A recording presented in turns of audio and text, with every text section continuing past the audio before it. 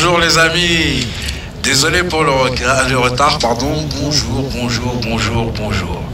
Bienvenue dans cette 5e émission de Love Affair on Air. Aujourd'hui c'est chaud, comme tous les dimanches, de 18h à 20h. On a des sujets croustillants pour vous. On a des nouvelles têtes aussi. Et comme d'habitude, on va faire de notre mieux. Alors aujourd'hui, bienvenue encore une fois sur notre émission qui parle de relations entre hommes et femmes, de parentalité, de sexualité, de développement personnel et bien d'autres sujets divers et variés. D'accord? Donc alors aujourd'hui, le sujet qu'on va aborder, ça concerne les couples. Il y a des problèmes de communication. On va faire un tour de table pour vous présenter notre équipe d'aujourd'hui. Alors à ma gauche, il y a Ahmed que vous connaissez déjà. Salut, j'espère que vous allez bien. Moi c'est Ahmed comme d'hab. Vous connaissez? Voilà, ancien sportif, artiste polyvalent et auto-entrepreneur et promoteur de soirées, événements, etc. Et mannequin surtout. Ici, Pocos. Et à ma droite, une nouvelle arrivante, notre chroniqueuse Sam. Salut tout le monde. Bon, j'espère que vous allez bien. Déjà merci de m'avoir invité. Yes. C'est super cool. Du coup moi c'est Sam, voilà Sam.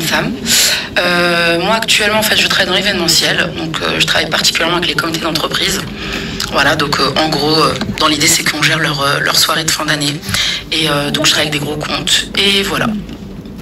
Super. Pas mal. Alors, messieurs et mesdames, j'espère que vous êtes tous bien confortablement installés, vous êtes à l'aise. Vous avez pris un petit truc à boire, un petit truc à grignoter, pour ceux qui fument, Pour ceux qui boivent. Et on va attaquer alors. Donc la question, comme je vous dis, c'est peut-on vraiment tout se dire en couple? Pourquoi j'ai voulu qu'on aborde ce sujet? Parce que il est quand même important de réaliser que la communication, c'est facile de le dire, mais en pratique, c'est vraiment pas du tout évident.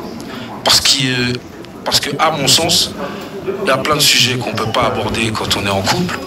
Il y a plein de sujets difficiles à comprendre, difficiles à dire et à entendre.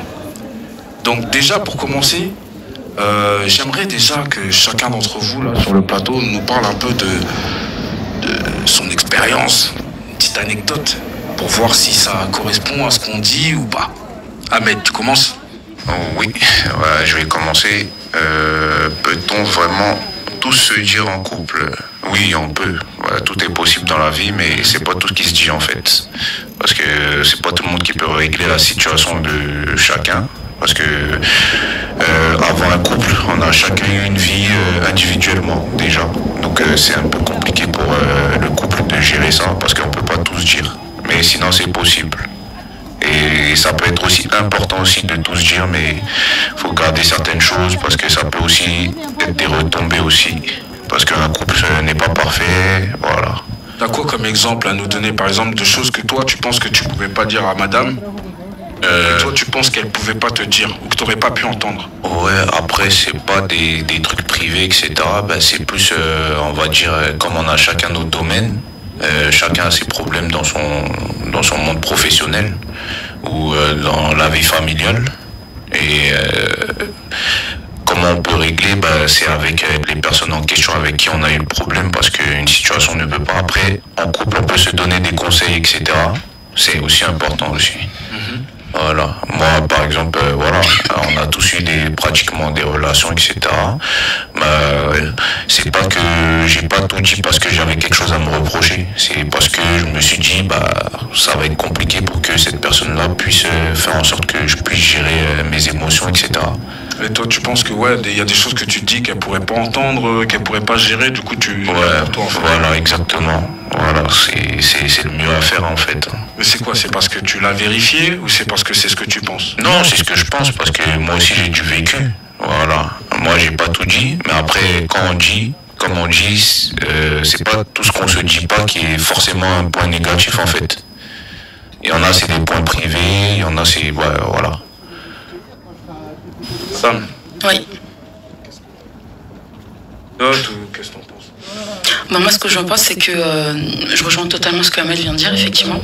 J'estime qu'en fait tout se dire en couple, je dirais c'est pas un impondérable en fait universel qui fait que le couple va être heureux. Tu vois, donc oui, en effet, on peut tout dire, mais c'est pas vrai en fait. Pourquoi? Parce que je me dis le fait de tout dire, effectivement, ça peut être un vecteur qui va faire que ça va attacher, ça crée des liens entre les deux personnes au sein d'un couple, ça c'est une certitude.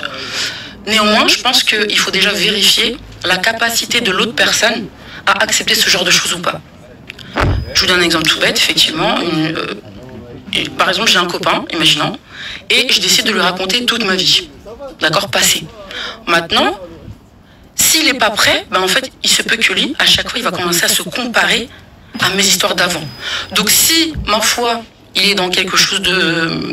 On va dire, il a vraiment confiance en lui, en tant qu'homme, à tous les niveaux, tous les aspects. Ça ne va pas l'atteindre automatiquement. Au contraire, là, on va se rapprocher, on va se lier, ça va être génial et on va en rigoler. Par contre, si la personne, malheureusement, bah, elle est un peu fragile au fond, bah, automatiquement, ça va commencer à créer en fait, des problématiques qui n'ont pas besoin en fait, d'exister au final. Voilà moi ce que je pense. Donc, ma foi, je dirais que c'est pas ne pas dire la vérité, c'est pas mentir. Je dirais que c'est juste un mensonge par omission. Voilà. Ça, c'est mon avis. Ne pas mentir, c'est un mensonge par omission. Exactement. Tu ne poses pas de questions, je ne réponds pas. Mais c'est pas mentir. C'est pas mentir. C'est un mensonge par omission, mais c'est pas mentir. C'est pas mentir. Non. Pour moi, c'est pas mentir. Tu me poses pas de questions, je ne te réponds pas. C'est vrai ou pas? Bah oui. Ouais. Je vais pas me donc en fait, vous pensez que c'est mieux de faire un mensonge par omission, mais si c'est découvert, comment vous réagissez alors à ce moment-là? Bon, je vais répondre à ça. Si ça a été découvert, on va s'expliquer sur place, tout simplement. Si ça n'a pas été découvert, c'est pas à moi de proposer, c'est pas à moi de proposer ce type de choses en fait. Maintenant, si en obstacle ou par miracle tu entends, tu vas me dire, il n'y a pas de souci, on peut en discuter. Au moins, ça sera pour une raison qu'on va en discuter. Tu vois ce que je veux dire? Mais sinon, se proposer tout seul comme ça, c'est pour ça, c'est voilà. Ok. Bon, on va faire défiler 2-3 informations. Alors Eric, s'il te plaît.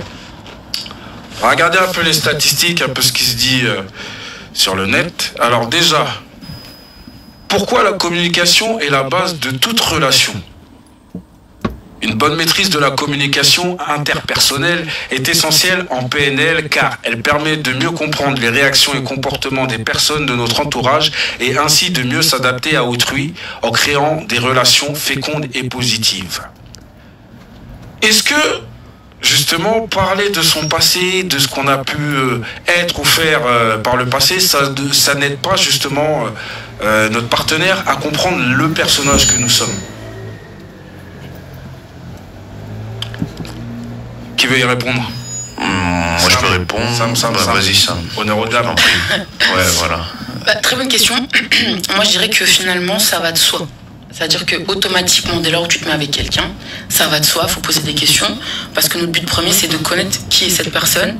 Donc forcément, on a besoin de poser des questions sur son passé pour comprendre son présent, entre guillemets. Et voir effectivement si on voit déjà dans la même direction, s'il n'y a rien qui nous dérange, etc. Donc oui, c'est important, la bonne communication, c'est extrêmement important même. Mais une fois de plus, il faut être prêt, clairement. Parce que si tu poses des questions, sois prêt et accepte les réponses qu'on va te donner aussi. Mais c'est un peu le serpent qui se mord la queue, parce que autant l'interlocuteur il doit être prêt à écouter ce qui peut sortir, mais autant la personne qui parle doit être prête aussi à parler.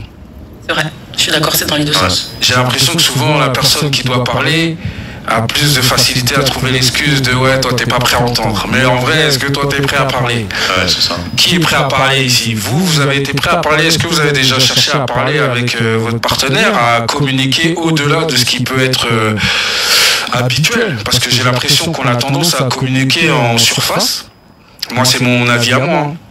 Donc sur des trucs simples, oui, des ajustements on va dire. Oui, vas-y, c'est comme ça que j'aime la vaisselle, ouais, range tes chaussures comme ça, oui, fais les courses là, oui, ça c'est des choses sur lesquelles, oui, il y a beaucoup de personnes qui ont du mal à communiquer et qui apprennent à communiquer sur ça, d'accord? Après, il y a l'étape aussi c'est un peu plus profond.